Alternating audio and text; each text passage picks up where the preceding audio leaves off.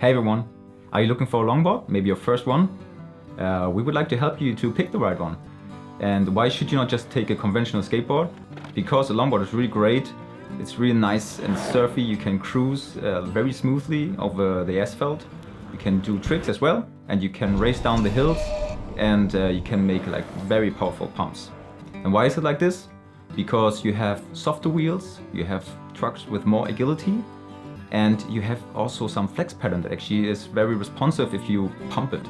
And there are different types of boards, and it's quite hard to pick the right one because everyone has an advantage. I mean, you can actually ride everything and have fun with that, but we would like to give you some details why you should pick this or the other board. The longboard cruisers, very surf inspired. This is a pintail shape that looks almost like a longboard surfboard, and these ones are very cruisy.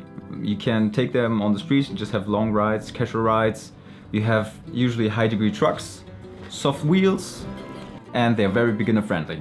And design is pretty much a thing on most of these boards. Sometimes you have koa wood on top, also very surfy, and very nice graphics.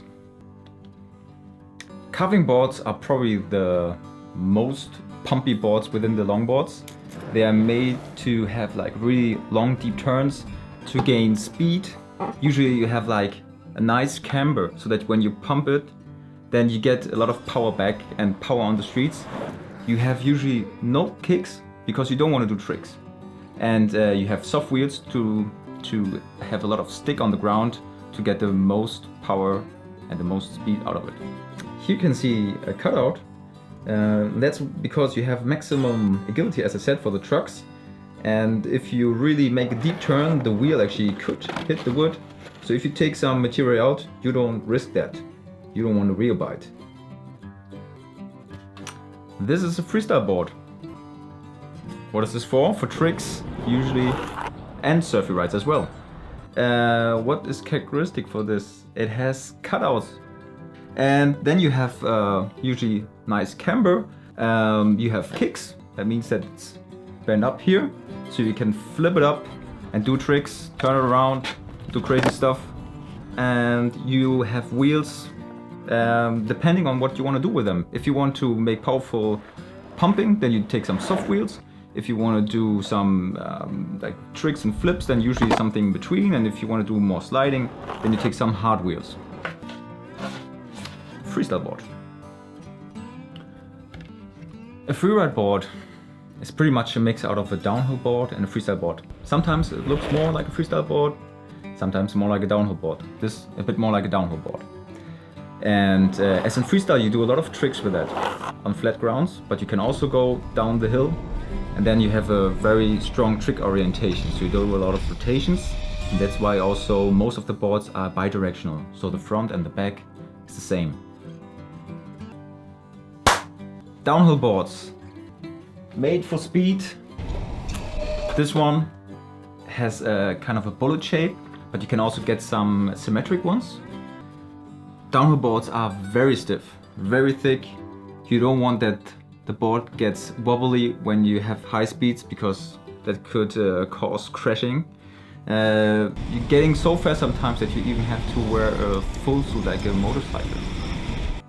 Stability is a key factor on downhill boards. So usually you have very wide trucks, you have low degree trucks, and you have soft wheels to control the speed when going downhill. Downhill boards are usually equipped with very rough grip tape.